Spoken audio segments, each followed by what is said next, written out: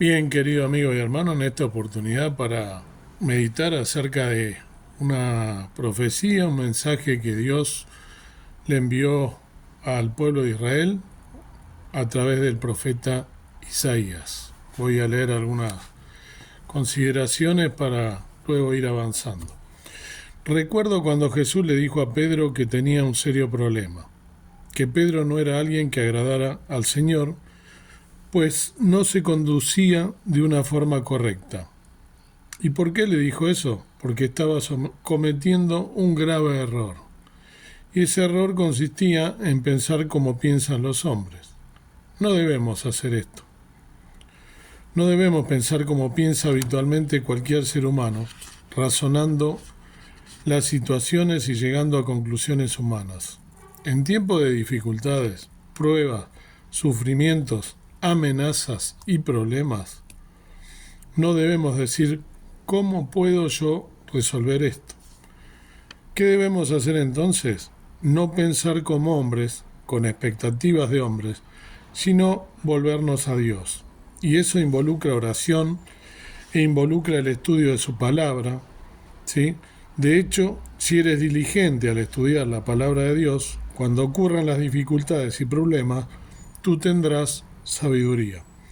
La perspectiva espiritual para saber cómo responder, para saber cómo confiar en Dios y encontrar en ocasiones su ayuda milagrosa y sobrenatural que se llevará a superar ese problema, ¿sí? Que te llevará a superar ese problema. Como discípulo de Jesús, nuestro llamado es a ser vencedores. No a ser vencidos, sino a vencer todas estas cosas. Que nuestro Dios sea glorificado, que nuestra fe aumente y sea fortalecida, de modo que podamos enfrentar el siguiente problema, el siguiente obstáculo, con seguridad, sabiendo que el Dios que fue fiel en el pasado, aquel que comenzó la buena obra en nosotros, seguirá moviéndose para librarnos y ayudarnos y a ser vencedores. De ese modo podremos ver culminada esta buena obra en nosotros, ¿sí? Esa buena obra que Él mismo inició. Dicho esto, te invito a tomar tu Biblia, ¿sí? E ir conmigo al libro del profeta Isaías en el capítulo 20. Este capítulo, en mi opinión, es muy práctico. Vemos a los hijos de Israel, más específicamente hablando a los hijos de Judá, el reino del sur, y aprendemos principios que cambiarán nuestras vidas, si realmente los tomamos, ¿no? Que producirán que hagamos algo, y es lo siguiente, que caminemos por fe y no por vista. Caminar por fe resulta algo antinatural para el ser humano. Por naturaleza tendemos a tomar nuestras decisiones basadas en lo que vemos, ¿sí? Existe una conexión entre lo que hemos visto o entre lo que vimos hoy y nuestras expectativas. Tendemos a hacer eso. No debemos basar nuestras decisiones sobre el fundamento de lo que vemos, sino que debemos conducirnos en la fe. ¿Qué significa esto? Existe una conexión bíblica entre las palabras fe y verdad. Yo camino por fe cuando me comporto, cuando actúo, cuando lo que hago es motivado por la verdad de Dios. ¿Sí? Entonces, cuando lo que me guía e instruye es la verdad de Dios y no mi razonamiento humano, ¿sí? Estoy caminando por fe. En la porción de las Sagradas Escrituras que estudiaremos hoy, ¿sí? Dios les está enseñando a los hijos de Judá que ellos deben depender de Él, deben depender de Dios, ¿sí? Que Él es su ayudador. Nos vamos a topar con un par de individuos distintos. Uno de ellos es el rey de Asiria. Es un hombre poderoso desde un punto de vista físico o humano, ¿sí? Es el líder de un imperio inmensamente grande que sigue creciendo. ¿Y de qué manera sigue creciendo?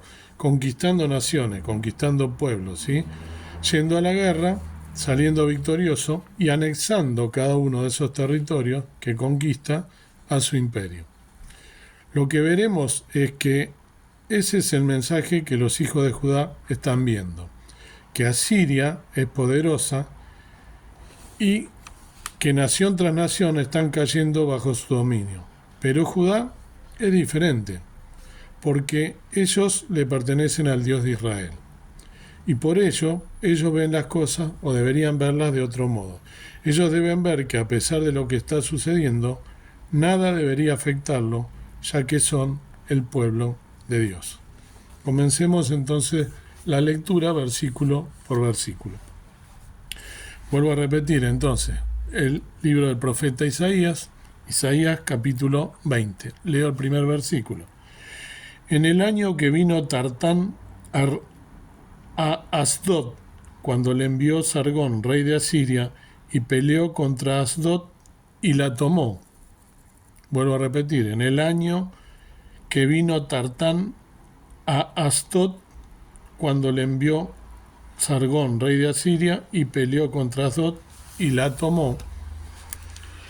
Entonces aquí el versículo 1, la palabra Tartán aquí no es un nombre, sino un título para el líder militar, no para el rey, sino el general supremo del imperio asirio.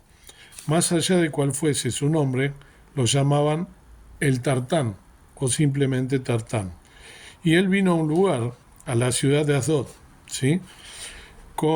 Esto se lo comento a título personal, ¿no? Con la oportunidad de la que fue el ataque, ¿no? del sur de Israel, ¿no? De Hamas, en octubre del año pasado, yo vi varios videos, ¿no? De esta ciudad, de Asdod, que está ubicada unos kilómetros al norte de donde fue atacado, ¿no? Israel.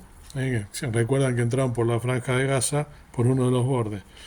Siempre bordeando la franja de Gaza, ¿no? Al norte de donde fue atacado Israel. En esta época en la que estamos leyendo esta porción de la palabra de Dios, Asdod era una ciudad filistea. Entendamos algo.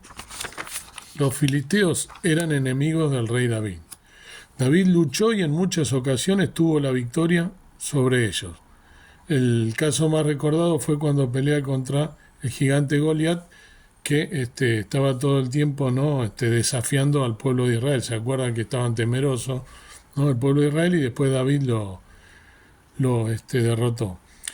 Pero este es el mensaje. Existen personas en Judá que no están confiando realmente en Dios, sino en los hombres. Por ello, esto se toma como ejemplo. Este líder militar, bajo la autoridad del rey de Asiria, vino a Asdod, peleó contra ella y la tomó, ¿sí? Asdod, una era de las 5 ciudades que tenían. Bien, continúo, versículo 2. En aquel tiempo habló Jehová por Isaías, hijo de Amós, diciendo: Ve y quita el saco de tus lomos y descalza los zapatos de tus pies. E hízolo así, andando desnudo y descalzo. En el original, donde yo le leí recién la proposición por, ¿sí? Dice en la mano, en el original, ¿sí? En el texto recibido en original. Esta expresión en la mano habla del hecho que Isaías, el profeta, estaba bajo su autoridad, bajo la autoridad de Dios, ¿sí? Entonces, Isaías habla bajo la autoridad que recibió de Dios. Todo esto nos comunica revelación divina. Entonces, cuando los residentes de la ciudad vieron caer a Asdod, cuando la ciudad fue tomada, Dios le habló a Isaías, al profeta Isaías, y le dijo: ve.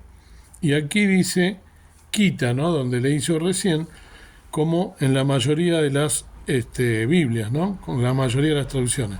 Pero la palabra realmente es abre, no es quita, sino es abre. Y el mensaje es que Isaías, por mucho tiempo, ha estado caminando con cilicio alrededor de su espalda, alrededor de sus lomos, dice, ¿no? Esta era una señal, una muestra visible para comunicarle al pueblo que debían arrepentirse. Pero ya el tiempo de arrepentirse expiró y ahora viene el tiempo de castigo, ¿sí? Por eso acá hay muchos supuestos hermanos en la fe, o quizás son hermanos de la fe, pero dicen que Dios no castiga, pero la palabra de Dios no dice eso. La palabra de Dios dice, Dios al que ama, castiga. Porque Judá no se arrepintió. Ahora, por lo tanto, lo que se le dirá al pueblo son las consecuencias por su falta de arrepentimiento. Entonces Dios le dice a Isaías, abre el saco y quita el cilicio de alrededor de tu espalda y quita tu calzado. Probablemente serían sandalias, ¿no? El calzado. Y lo hizo así y se fue y andaba desnudo y descalzo. Caminar descalzo era una señal de pobreza, una pobreza tan extrema que ponía a la persona en situación desesperada, una situación en la que la persona vivía sin el más básico de los recursos y que no era capaz de tener ni siquiera un par de zapatos. Además de expresar una gran pobreza, el profeta, dice el versículo que acabo de leer, iba desnudo. Y la desnudez es sinónimo de vergüenza bíblicamente. Recuerden, Adán y Eva, después de que pecan, ¿no?, en el jardín del Edén, en el huerto del Edén, que descubren su desnudez y se sienten avergonzados, ¿no?, y se tapan con hojas, ¿no?, de parra. Bien, por lo cual Isaías estaba dando un mensaje. Cuando no te arrepientes, y hoy en día lamentablemente este mensaje de arrepentimiento es ignorado por la gran mayoría de los creyentes, por la nación de Israel y también por los rabinos. No estamos oyendo lo que deberíamos oír en cuanto al arrepentimiento.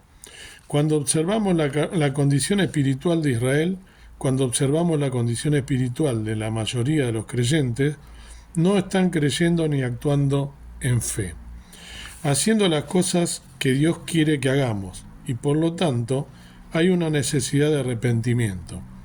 Pero los líderes de las iglesias, ¿sí?, los pastores, por ejemplo, no están llamando al pueblo a arrepentirse. Y lo mismo pasó con Judá.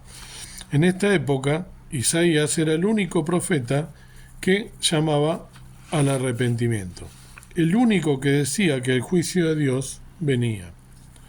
La mayoría de los eruditos indican que esta profecía ocurrió después de que el reino del norte, ¿sí?, o sea, las 10 tribus en que se dividió el reino del norte, habían sido destruidas por los asirios y llevados cautivos.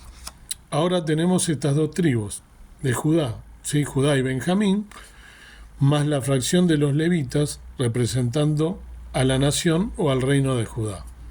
Y descubrimos que Isaías los había llamado a que se arrepintieran, pero ellos no lo hicieron, a pesar de que vieron a sus hermanos, los del reino del norte, haber sido tomados cautivos por los asirios.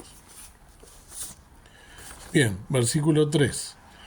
Y dijo Jehová, de la manera que anduvo mi siervo Isaías, desnudo y descalzo 3 años, señal y pronóstico sobre Egipto y sobre Etiopía. Aquí Dios le está llamando a Isaías mi siervo. Este es el máximo halago que podemos recibir de parte de Dios.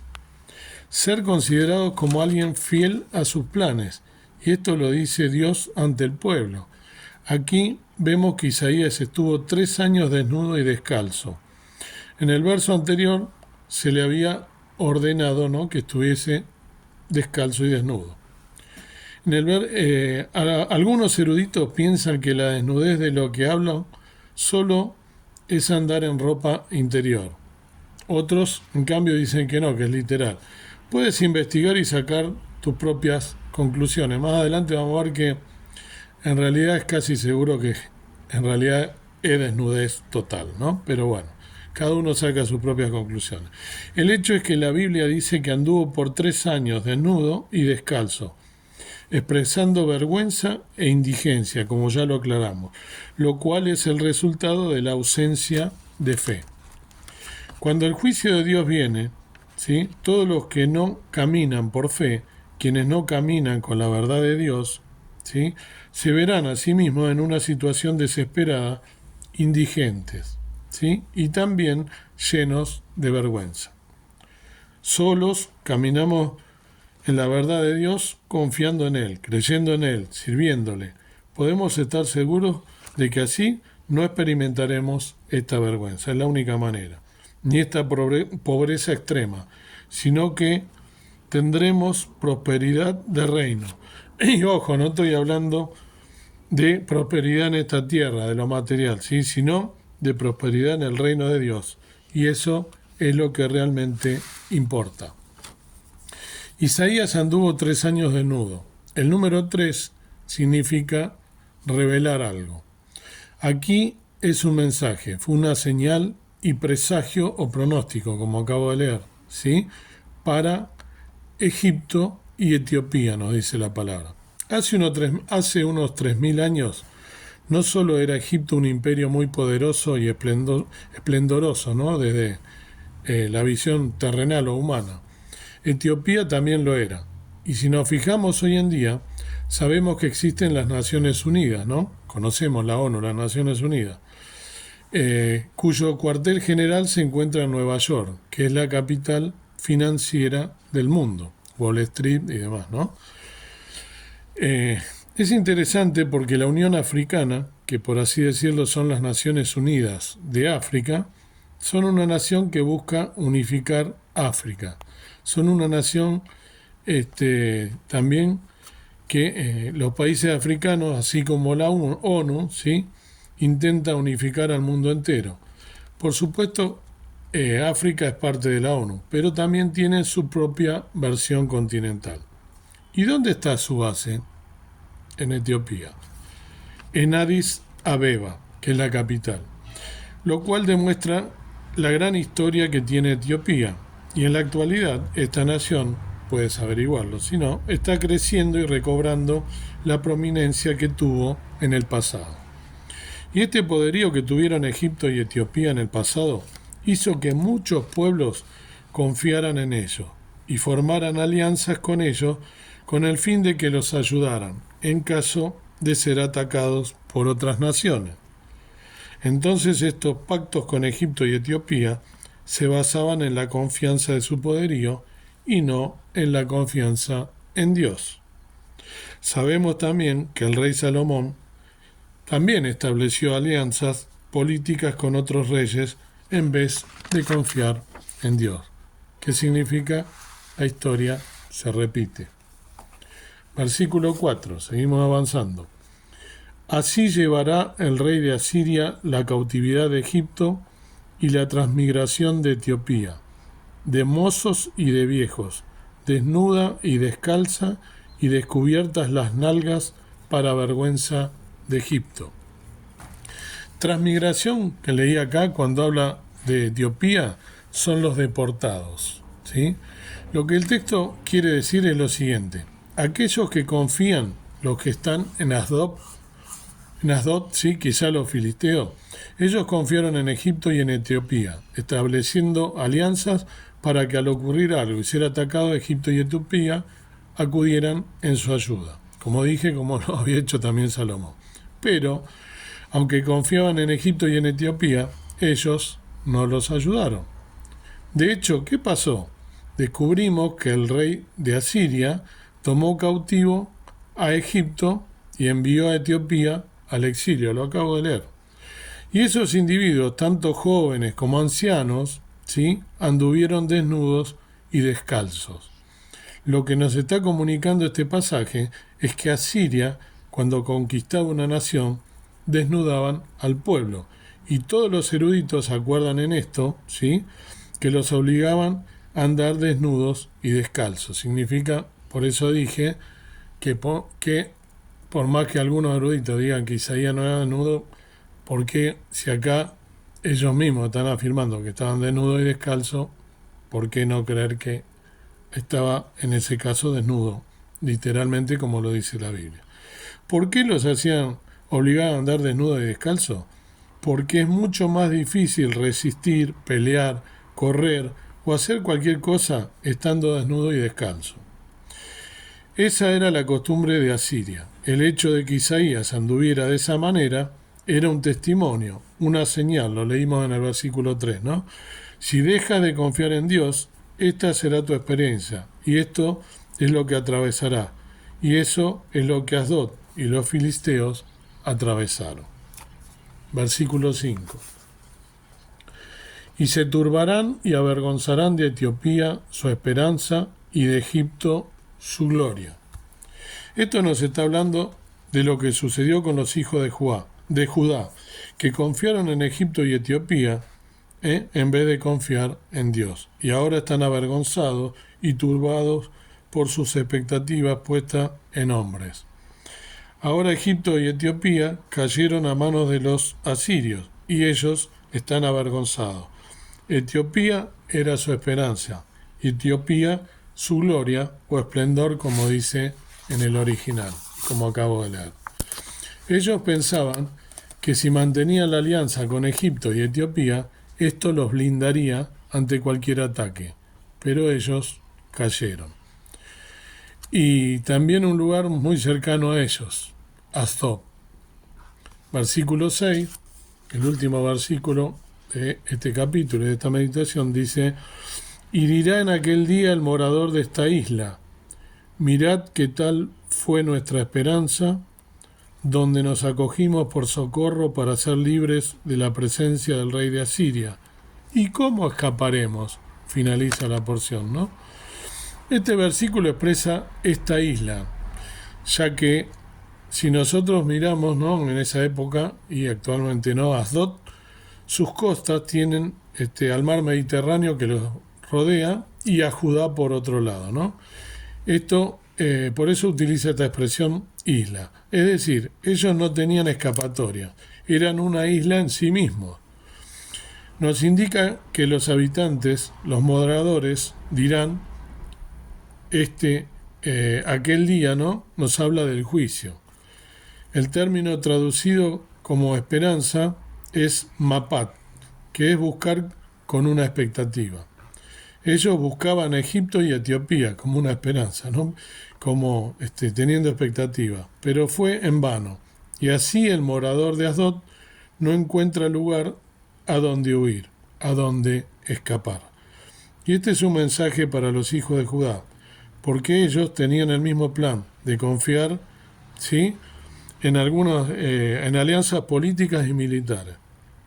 El mensaje es muy claro: dejen de confiar en tratados, ¿sí?, en acuerdos de paz, y escuchen a Dios. Este también es un mensaje que debemos atender y aprender. Israel hizo recientemente, ¿sí?, un acuerdo con los Emiratos Árabes Unidos, confiando en que eso les traerá paz. También confían en Estados Unidos, todo el tiempo está confiando en Estados Unidos, ¿sí? Lo único que traerá paz es confiar en la verdad de Dios. De eso se trata el mensaje de Isaías. Recuerdo que las Escrituras dicen claramente: maldito el hombre que confía en el hombre. Dejen de confiar en lo que pueden ver, dejen de confiar en la ayuda humana. Crean en la palabra de Dios, hagan que la base, el fundamento de sus vidas, sea Dios y su verdad. Dios y su palabra, ¿sí? Y también caminen por fe y no por vista. Este es el mensaje. Ahora, ¿en qué te vas a apoyar, querido amigo y hermano? Es un mensaje claro cuando nosotros no andamos con fe, cuando desconfiamos de Dios, cuando no confiamos en lo realmente importante, en su palabra, cuando nos apartamos, cuando no estamos leyendo la Biblia, cuando nuestra fe claudica seguramente por falta de lectura, por falta de establecer un vínculo como debemos hacerlo con nuestro Dios y depositar nuestra fe en hombres o en fuerza humana o quién sabe en quién, ¿sí? Esto es lo que sucede. Así como el pueblo de Judá recibió de parte del profeta Isaías este mensaje clarito, no tenemos que confiar en ningún imperio ni en ningún ser humano, por más poderoso que parezca. En el único que debemos confiar es en Dios, del cual viene nuestro oportuno socorro. Dios quiera que lo puedas hacer así, que puedas meditar en esto y de verdad ponerlo en práctica. Amado Dios y amado Padre Celestial, te doy gracias una vez más por este día, por poder meditar en estas cosas tan importantes y tan claras que nos has dejado establecidas en la Biblia, que solo tenemos que leerlas, meditarlas, y que nos hablan a las claras que el único socorro, el oportuno socorro y nuestro único ayudador eres tú, el Dios de los ejércitos, el Dios de Israel, nuestro Dios, nuestro Padre Celestial, que envió a su Hijo Cristo a morir en una cruz por cada uno de nosotros para librarnos de nuestros pecados, para hacernos libres, para darnos libertad, para darnos vida y vida en abundancia, como dice tu palabra. Que podamos no confiar en ningún ser humano, en nada, ninguna fuerza, ningún poder, en ningún político, porque eso es lo que nos dice la palabra de Dios, que solo debemos confiar en ti, que debemos sustentar nuestra fe en ti, y la verdad únicamente está en tu palabra, y la verdad viene de lo alto, viene de Dios. Que así lo podamos hacer, que podamos aprender esta lección que le he dado al pueblo de Judá, al reino del sur, de Israel, y vemos cómo tu pueblo elegido de Dios, hoy en día está sufriendo por no confiar en ti, está confiando en hacer alianzas con pueblos vecinos en vez de confiar en el Dios de Israel. Sabemos que las Escrituras dicen que a pesar de ello tendrás misericordia y van a derrotar a todos los enemigos, por más que parezca que así no será. Sabemos que las profecías se van a cumplir en un 100% y que tu palabra es fiel y verdadera y podemos confiar. Gracias porque somos tus hijos, gracias porque podemos mantenernos aferrados a la seguridad que tenemos solamente en ti, de que vamos a ser para siempre vivir en la eternidad viviendo las moradas celestiales. Que podamos vivir una vida digna, una vida haciéndote siervo, y que así como a Isaías lo llamaste siervo, que cada uno de nosotros pueda también tener el privilegio de ser llamados siervos, que es el honor más alto que le puede dar a un hijo de Dios. Que nos encuentres velando y orando en todo tiempo y no claudicando y contándole al mundo todo lo que haces por nosotros, que nos has dado la salvación y la vida eterna. Gracias por todo, perdona mis faltas, mis pecados, lo ruego en el nombre precioso de Cristo, mi Salvador. Amén. Que Dios te bendiga, querido hermano y amigo.